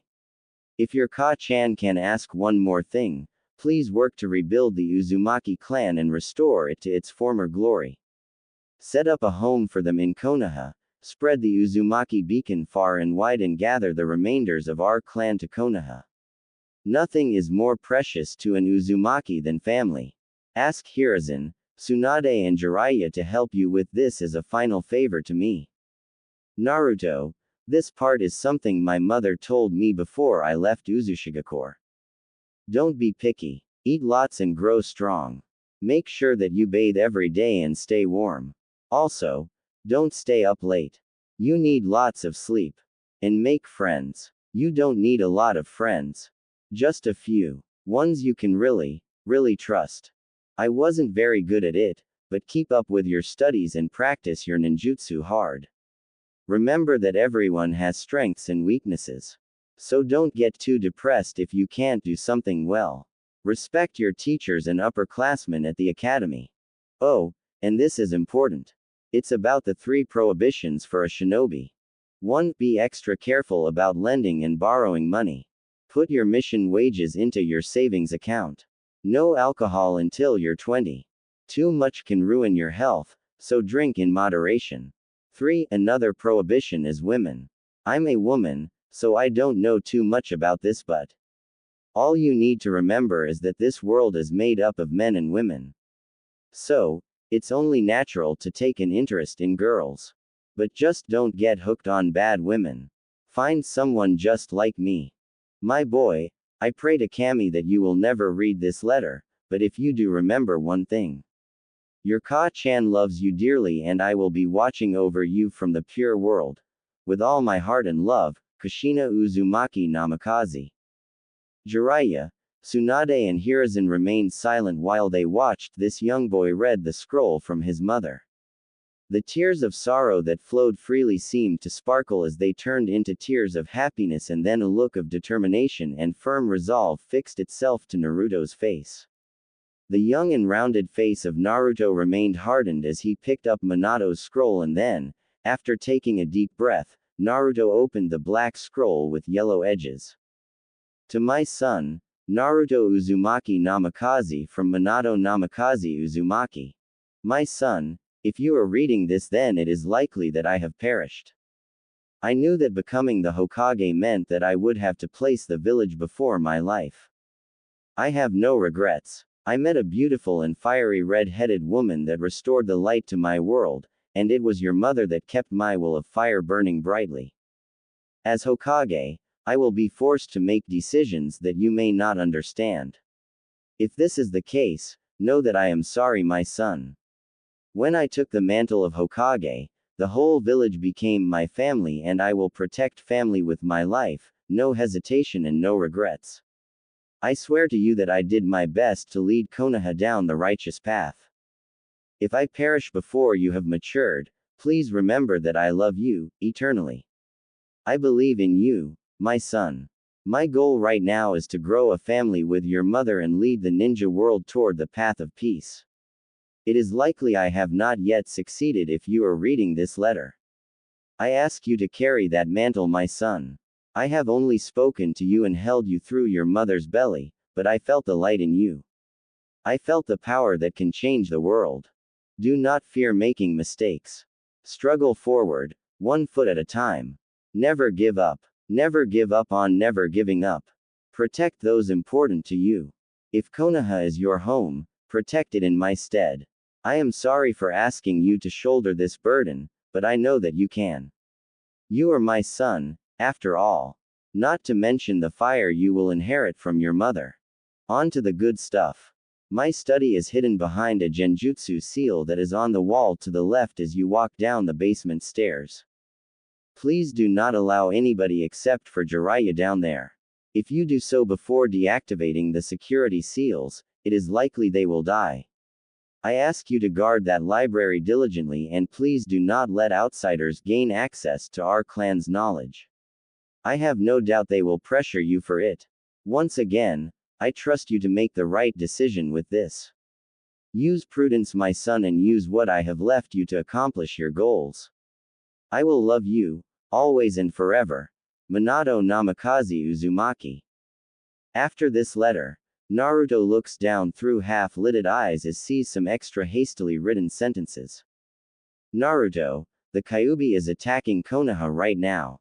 I took the time to write this because I want you to know why I chose you to seal the beast. You are an Uzumaki, which means you will have enhanced vitality and a denser chakra that can handle the strain the Kyuubi will place on your body. Furthermore, I cannot ask anyone to do something that I am not willing to do myself. I am sorry to burden you with this. I only pray that Konoha will honor you as the hero you are. In case they do not, let me be clear. You are the vessel of the Kyuubi, not the Kyuubi itself. A man in an orange mask, with a single Sharingan eye on the right side, attacked us right after your birth. While I saved you, he ripped the Kyuubi out of your mother. For what it is worth, the Kyuubi is under a genjutsu, so if you talk to the beast, know that this attack was not purely its fault. I made the seal to slowly incorporate the Kyuubi's chakra into your chakra pool. The seal will purify the Kyuubi's chakra for you. This is a great power, my son, learn to use it wisely. With love forever, Minato. Naruto took a couple minutes to compose himself. His breathing was erratic, and once again he felt the whirlwind of information storming through his mind. Tsunade embraced him from behind and Jiraiya squatted down in front of him to get on eye level. Naruto, we wanted to tell you, but I am sure you will come to understand how serious this information is. We are here for you. We will help you. When you are ready, you can let us know. With a ruffle of Naruto's hair and a squeeze to his shoulder, Jiraiya stood up and backed away. Once Naruto had calmed his breathing, he started the conversation. Gigi, there is a lot in here. I need to go to my dad's study. He told me where it was and how to get in. The only one allowed to come with me is Jiraiya Kyofu. He is the only one keyed into the security seals. After a breath and with deadly seriousness, Naruto continued. My father added to his letter the night of the Kyuubi attack. He informed me that the man in the orange mask with the Sharingan was the one who attacked. Hiruzen sat up straight and looked at Jiraiya. My previous orders on this stand. Find him. We need to stop him before he makes another attempt on Konoha. Tsunade walked to Jiraiya and embraced him. During their embrace, she whispered, "Be safe, Baka. And come back to me." This moment of intimacy brought out the long repressed